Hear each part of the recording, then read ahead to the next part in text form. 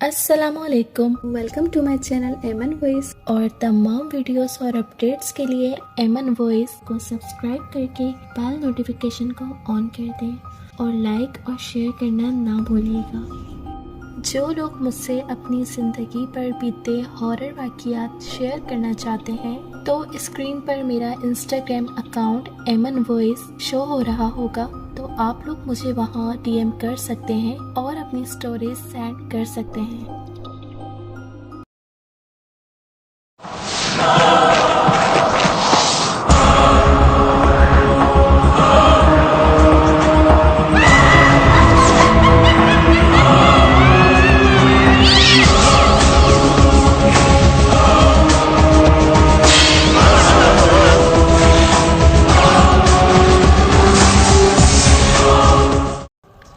तो आइए सुनते हैं आज की वीडियो में किसी की ज़िंदगी पर बीती एक पुरस्कार कहानी। एक सच्ची आप बीती जो अपनी मिसाल आप है। तो आइए सुनते हैं।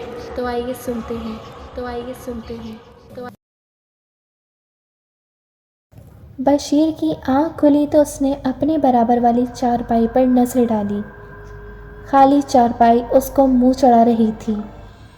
वो उठकर देखना चाहता था कि शकीला इस वक्त उठकर कहाँ चली गई है। वो चंद दिन से नोट कर रहा था कि रात में शकीला अक्सर कुछ वक्त के लिए चारपाई से गायब हो जाती है। सुबह होने पर वो घर में ही होती है। इस बारे में इसने जब भी शकीला से पूछा तो हर बार वो हंसकर टाल जाती थी। 2 रोज़ पहले बशीर के ज़ोर देने पर उसने हंसते हुए कहा, तुम्हें वहम हो गया है, मैं भला रात में कहाँ जा सकती हूँ। अगर मैं अपनी चारपाई पर से उठती भी हूँ तो ज़्यादा से ज़्यादा बाथरूम तक जाती हूँ। मेरे साथ ये क्यों होता है? जब भी मैं कुछ वक्त के लिए नींद से बेदार होता हूँ तुम चारपाई पर नहीं होती। पहले तो कभी ऐसा नहीं होता था। ऐसा होना तो नहीं चाहिए। मेरा ख्याल है कि तुम्हें ख्वाब आता होगा, शकीला ने कहा। ख्वाब से तुम्हारी क्या मुराद है? क्या मैं झूठ बोल रहा हूँ? मैं कब कह रही हूँ कि तुम झूठ बोल रहे हो? अक्सर ऐसा होता है कि एक ही ख्वाब मुसलसल कई दिन तक नज़र आता है। ऐसा ही तुम्हारे साथ हो रहा होगा। ख्वाब नहीं, हकीकत है ये कहकर वो चुप हो गया। बशीर इस वक्त खामोश ज़रूर हो गया था, लेकिन उसने दिल में तहैया कर लिया था कि वो ये राज मालूम करके रहेगा। ये क्या चक्कर है?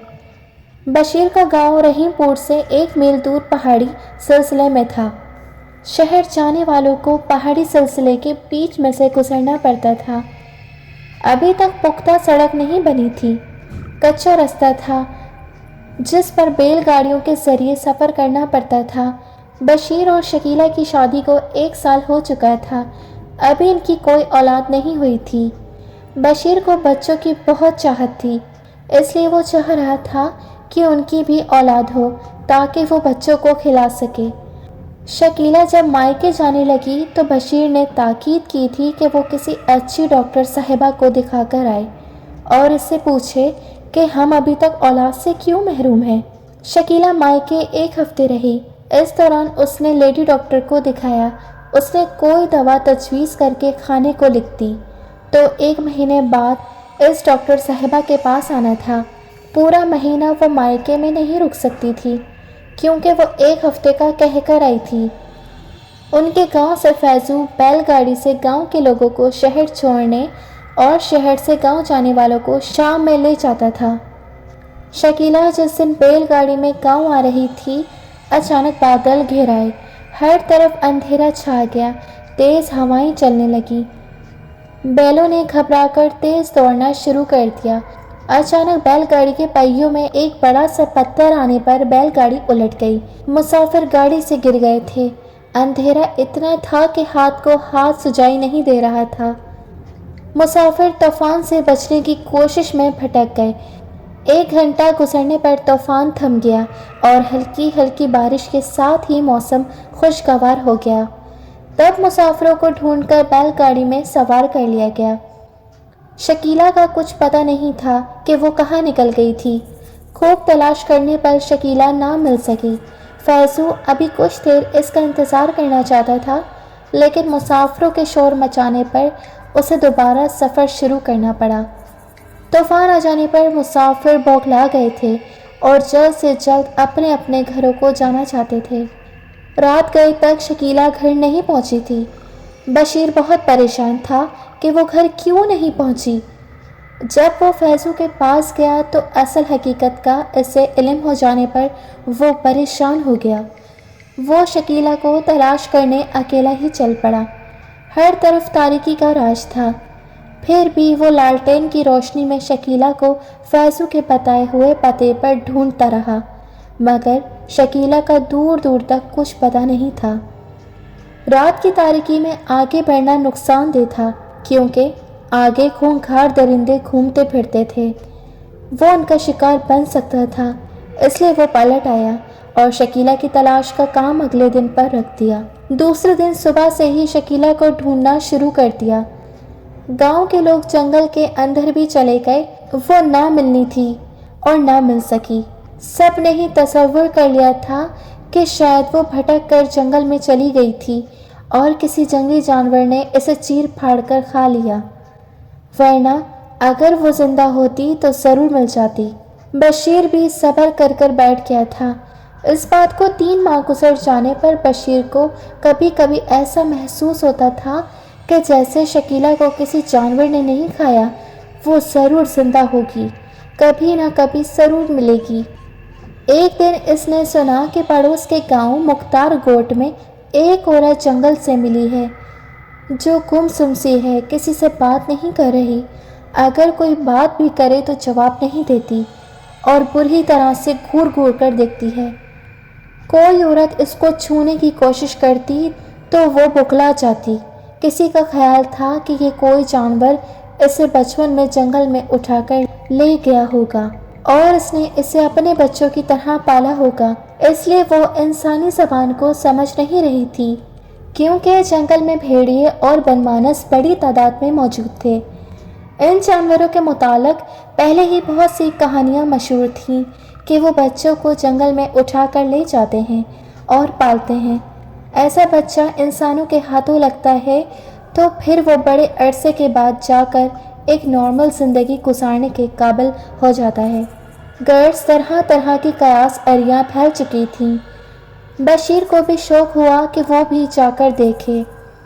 مختار گوٹ جا کر اسے معلوم ہوا کہ اس عورت کو اسپتال میں رکھا گیا ہے تاکہ اس کی دیکھ بھال اور علاج کرایا جا سکے۔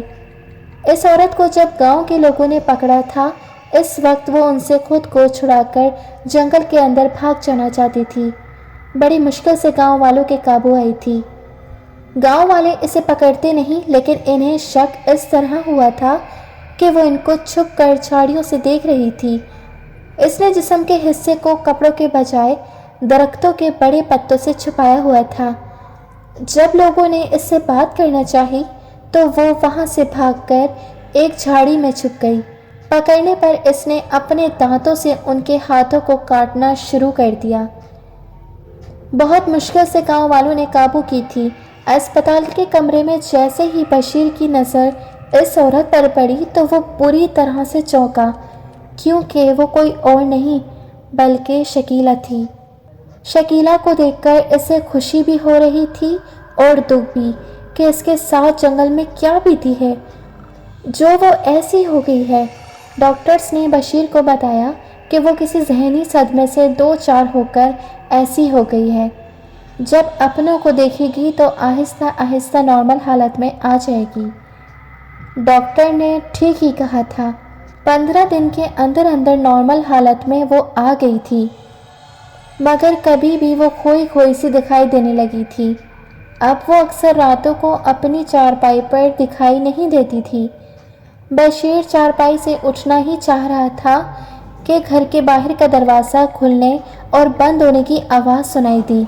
وہ ایسے بن گیا جیسے سو رہا ہے۔ شکیلہ کمرے میں داخل ہوئی اور اپنی چارپائی پر لیٹ گئی۔ وہ بہت زور زور سے سانسیں لے رہی تھی۔ ایسے محسوس ہو رہا تھا کہ جیسے اس نے بہت بڑا فاصلہ بھاگ کر طے کیا ہے، جس کے باعث اس کی سانسیں اکھڑ گئی ہیں۔ بشیر نے اس سے کچھ کہنا مناسب نہ سمجھا اور خاموشی سے سو گیا۔ दूसरी रात बशीर ने बाहर के दरवाजे पर ताला डालकर चाबी अपने तकिए के नीचे छुपा दी। बशीर ने बज़ाहिर शकीला को दिखाने के लिए आंखें बंद कर ली, लेकिन वो जाग रहा था। 1 घंटा गुजर जाने पर शकीला उठी और बाहर जाकर वापस आ गई।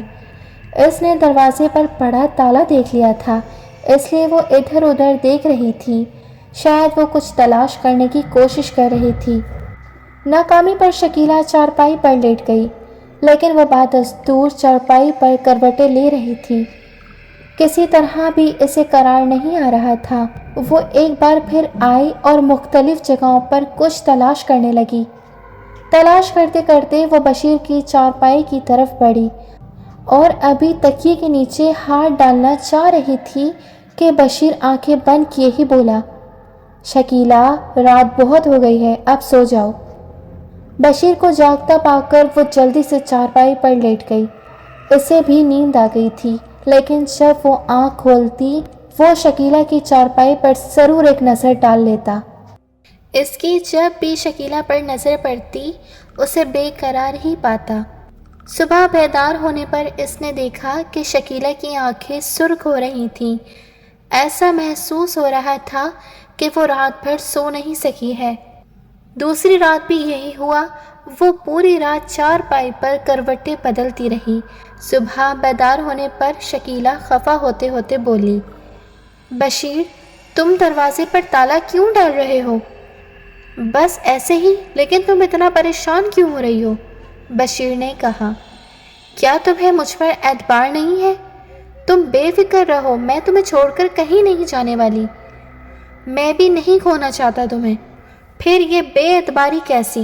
2 दिन से ताला क्यों लगा रहे हो? शकीला ने कहा, इन दिनों चोरियां बहुत हो रही हैं, इसलिए ताला लगा रहा हूँ कि चोर घर में ना घुसे। बशीर ने बात बनाई।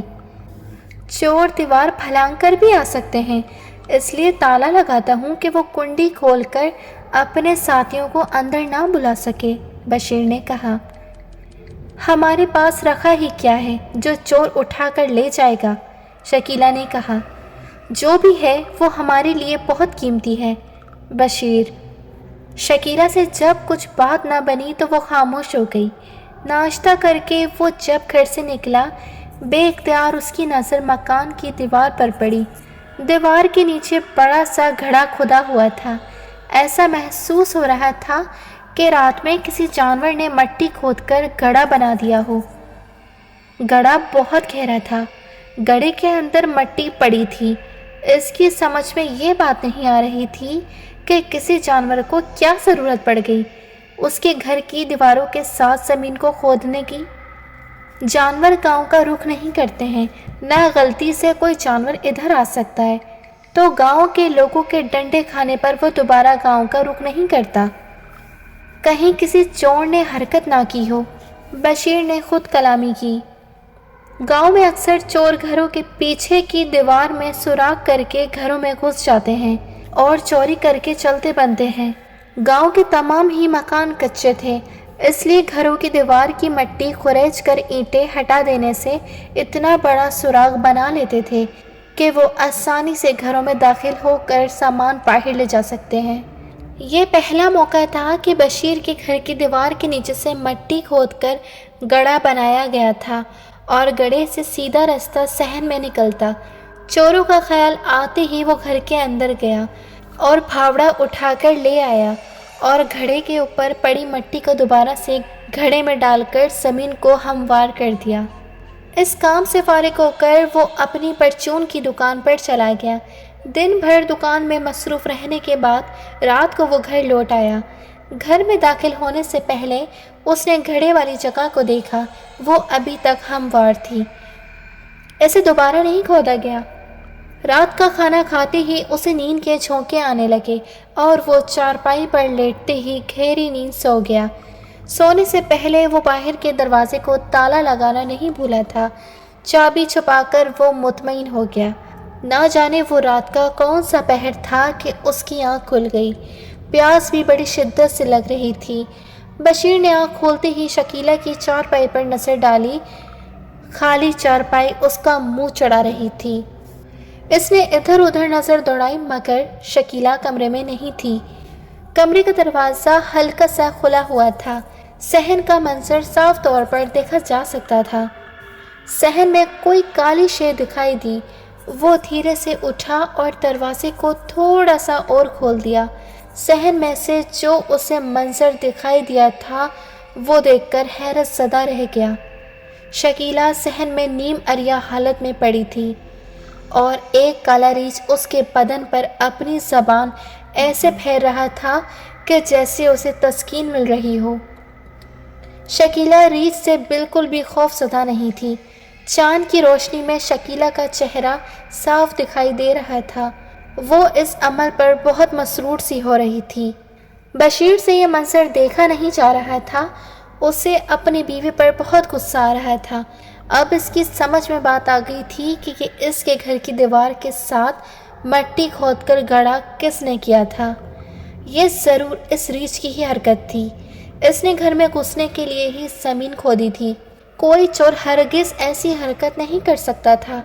ریچھ کی حرکت پر بشیر کو بہت غصہ آ رہا تھا اور وہ اس کی پرواہ کیے بغیر ریچھ اس پر حملہ کر کے اسے نقصان بھی پہنچا سکتا تھا۔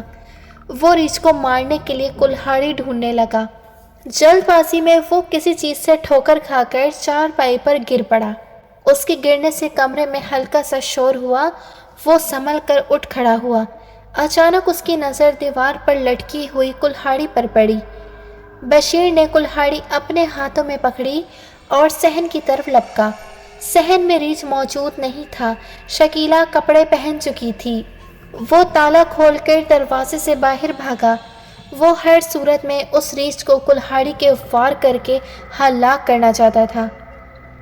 باہر ریچھ کا دور تک نام و نشان نہیں تھا۔ بشیر ریچھ کی تلاش میں ناکامی پر واپس آ گیا۔ شکیلا بری طرح خوف زدہ اور سہمی چارپائی پر بیٹھی ہوئی تھی۔ وہ بشیر کو غصے میں دیکھ چکی تھی، اس لیے اسے یہ اندازہ لگانے میں دیر نہیں لگی کہ بشیر نے صحن کا منظر دیکھ لیا ہے، اس لیے وہ سخت غصے میں ہے۔ شکیلا، یہ سب کیا ہے؟ مجھے کچھ نہیں معلوم۔ اس ریچھ کی آنکھوں میں نہ جانے کیا کشش ہے کہ میں بے خود سی ہو جاتی ہوں اور وہ جو چاہتا ہے میں اس کے اشاروں پر وہی کچھ کرنے پر مجبور ہو جاتی ہوں، شکیلا نے بشیر کو بتایا۔ راتوں میں بھی اٹھ کر تم اس ریچھ کے پاس چلی جاتی رہی ہو، بولو یہ سچ ہے نا؟ بشیر اسے گھورتے ہوئے بولا۔ ہاں یہ سچ ہے، یہ کہتے ہوئے اس کی نظریں جھک گئیں۔ بشیر سخت غصے میں تھا۔ شکیلا دل ہی دل میں بری طرح سے خوف زدہ تھی۔ اسے خطرہ تھا کہ کہیں غصے میں وہ اسے ہلاک نہ کر دے، اس لیے شکیلا نے کچھ چھپانے کے بجائے صاف صاف بتانے کا ارادہ کر لیا تھا۔ شکیلا، آج میں بہت غصے میں ہوں۔ غصے میں کچھ بھی کر سکتا ہوں، اس لیے مجھے سب کچھ بتا دو کہ تم گمسم کس طرح ہوئی، تمہارے ساتھ جنگل میں کیا بیتی تھی کہ تم اپنے ہوش و حواس کھو بیٹھی تھی۔ اس دن میں بھٹک کر جنگل میں جا نکلی۔ اندھیرا اس قدر چھا گیا تھا کہ مجھے کچھ بھی نظر نہیں آ رہا تھا۔ میں اندر سے ایک طرف بڑھتی جا رہی تھی، نہ جانے کتنی دیر چلتی رہی، مجھے کچھ ہوش نہیں رہا تھا۔ ہاں، بس میں طوفان سے بچنے کے لیے پناہ حاصل کرنا چاہتی تھی۔ بالآخر طوفان سے بچنے کے لیے ایک جگہ مل ہی گئی۔ پہاڑوں کے اندر ایک غار تھا۔ میں اس غار کے اندر داخل ہو گئی۔ غار میں داخل ہونے پر میں خود کو مطمئن محسوس کر رہی تھی۔ طوفان تھم جانے پر میں غار سے نکلنا ہی چاہتی تھی کہ ایک ریچھ غار کے باہر کھڑا مجھے گھور رہا تھا۔ اسے دیکھ کر میرا دم خشک ہو گیا۔ میں اس کی موجودگی میں غار سے باہر ہی نہیں جا سکی تھی۔ اس سے بچنے کے لیے مجھے کوئی ترکیب لڑانی تھی۔ فوری طور پر بچنے کے لیے میرے ذہن میں یہی ترکیب آئی کہ میں دم سادے زمین پر پڑ جاؤں۔ ہو سکتا ہے کہ یہ مجھے مردہ سمجھ کر یہاں سے چلا جائے۔ میرے زمین پر لیٹنے پر وہ تیزی سے میری طرف لپکا۔ میں اپنے خوف پر قابو نہ پا سکی اور بے اختیار میرے منہ سے چیخ نکل گئی اور میرا بدن زور زور سے کانپنے لگا۔ ریچھ نے میرے جسم پر زبان پھیرنی شروع کر دی۔ نہ جانے اس کی زبان میں کیا بات تھی کہ میرا خوف جاتا رہا۔ میں نے کانپنا بند کر دیا۔ میرے جسم میں عجیب سا سرور آ رہا تھا۔ پھر مجھے کچھ یاد نہیں رہا کہ میرے ساتھ کیا بیتی۔ جب ہوش آیا صبح ہو چکی تھی۔ جنگلی پھل میرے پاس پڑے تھے۔ بھوک بڑے زور کی محسوس ہونے پر میں نے وہ پھل کھا لیے۔ ریچھ غار میں نہیں تھا۔ اسی موقع سے فائدہ اٹھا کر میں جیسے ہی باہر آئی مجھے ریچھ نظر آ گیا۔ گھبرا کر میں واپس غار کے اندر آ گئی۔ پیاس کی شدت محسوس ہونے پر میں پھر باہر آ گئی۔ مجھے دیکھ کر ریچھ میری طرف ایسے بڑھا جیسے پنجے مارے گا۔ پیاس لگی ہے، کیا پیاس ہی مر جاؤں؟ میں نے غصے سے بولا۔ میرے بولنے پر وہ رک گیا اور گردن جھکا لی اور آگے چل دیا۔ ایسا محسوس ہو رہا تھا کہ وہ میری بات سمجھ گیا ہے۔ مجھے اس کے پیچھے کچھ دور چلنے پر ایک نہر نظر آئی۔ میں نے اپنی خوب پیاس بجھائی۔ میرے پانی پینے پر اس نے مجھے اپنے منہ سے اشارہ کیا۔ میں سمجھ گئی کہ وہ چاہ رہا ہے کہ میں دوبارہ غار میں چل دوں۔ میرے غار کی طرف چلنے پر وہ میرے پیچھے پیچھے چل دیا۔ میرے غار میں داخل ہونے پر وہ غار کے باہر ہی بیٹھ گیا۔ میں جتنے دن بھی غار میں رہی ریچھ نے میرا بہت برا حال رکھا۔ وہ میرے لیے جنگلی پھل لے آتا تھا، بس اس میں بری عادت تھی کہ وہ مجھے غار سے فرار نہیں ہونے دیتا تھا۔ میں جتنے دن بھی غار میں رہی ریچھ نے میرا بہت خیال رکھا۔ وہ میرے لیے جنگلی پھل لے آتا تھا، بس اس میں بری عادت یہ تھی کہ وہ مجھے غار سے فرار نہیں ہونے دیتا تھا۔ رات کے وقت وہ میرے جسم پر جیسے ہی زبان پھیرتا میں بے خود سی ہو جاتی، اور پھر میں اس کی ایسی عادی ہو گئی تھی کہ رات کا بے چینی سے انتظار کرنے لگتی۔ میرا اس لذت کے باعث غار کو چھوڑنے کا دل ہی نہیں کرتا تھا۔ میری یادداشت بھی جاتی رہی۔ مجھے اپنے بارے میں کچھ بھی یاد نہیں رہا۔ ایسا محسوس ہوتا تھا کہ جیسے کسی نے میرا ذہن سے یادداشت کو بالکل مٹا دیا ہو۔ بس مجھے اتنا یاد رہتا تھا کہ رات ہونے پر میرے پاس آئے گا اور آتے ہی وہ وہی کرے گا جو روز کرتا۔ میں بے خود سی ہو جاؤں گی۔ پھر صبح ہو جانے پر مجھے کچھ بھی یاد نہیں رہتا تھا کہ رات میرے ساتھ کیا ہوا تھا۔ جیسے جیسے دن گزرتے رہے وہ میری طرف سے بے فکر ہوتا گیا۔ اسے اندازہ ہو گیا تھا کہ میں اب اس کو چھوڑ کر نہیں جاؤں گی، اس لیے بے فکری سے وہ غار سے دور تک چلا جاتا اور میں اس کے غار کے باہر ہونے کا فائدہ اٹھا نہیں پا رہی تھی، اور فائدہ اٹھاتی بھی کیسے؟ مجھے کچھ یاد ہی نہیں تھا کہ میں کون ہوں، کہاں رہتی تھی، میرے اپنے کون ہیں، مجھے کچھ یاد نہیں رہتا تھا۔ بس اتنا ہی یاد تھا کہ رات کو ریچھ میرے پاس آئے گا۔ ایک دن میں نہر پر جانے کے لیے نکلی تھی کہ کچھ انسان نظر آئے۔ میں انہیں دیکھ کر گھبرا گئی اور چھپنے کے لیے ادھر ادھر بھاگنے لگی۔ میری حالت بھی خراب ہو چکی تھی، بال میلے سے چھٹے ہوئے تھے، کپڑے بھی پھٹ چکے تھے، پتوں سے جسم کے اعضاء کو چھپایا ہوا تھا، جسم پر کالا کالا میل لگا ہوا تھا۔ وہ لوگ بات کرنے کو میری طرف آئے، میں جھاڑیوں میں چھپ گئی۔ وہ مجھے پکڑنے لگے، میں نے ان کو دانتوں سے کاٹنا شروع کر دیا، لیکن پھر بھی وہ باز نہیں آئے اور پکڑ کر ہسپتال لے آئے اور میرا علاج شروع کر دیا، اور پھر تم آ گئے اور مجھے پہچان کر گھر لے آئے۔ میرا علاج ہو جانے پر میری یادداشت لوٹ آئی، مگر مجھے ریچھ کی یاد آتی تھی اور رات میں بے چین ہو جاتی تھی۔ راتوں میں مجھے محسوس ہوتا تھا کہ کوئی مجھے بلا رہا ہے۔ ایک رات میں دروازے کی کنڈی کھول کر باہر چلی گئی۔ گاؤں کے باہر مجھے کچھ نظر آ گیا۔ وہ ایک درخت کے نیچے کھڑا تھا۔ مجھے دیکھتے ہی اس نے گردن کو ایک جھٹکا دیا جیسے وہ مجھے اپنے پاس آنے کا اشارہ کر رہا ہو۔ میں بے خود سی ہو کر اس کے پاس چلی گئی اور درخت کے نیچے لیٹ گئی۔ صبح ہونے سے پہلے پہلے میں گھر آ کر اپنی چارپائی پر لیٹ گئی۔ اب میرا ہر وقت یہ معمول ہو گیا تھا اور تمہیں بھی میرے جانے کا علم ہو گیا تھا۔ میں رات میں کہیں چلی جاتی ہوں، اس لیے تم نے دروازے کو تالا لگا کر سونا شروع کر دیا۔ ریچھ نے جب دیکھا کہ میں درخت کے نیچے نہیں آ رہی ہوں تو اس نے دیوار کے نیچے زمین کھودی اور صحن میں آ گیا۔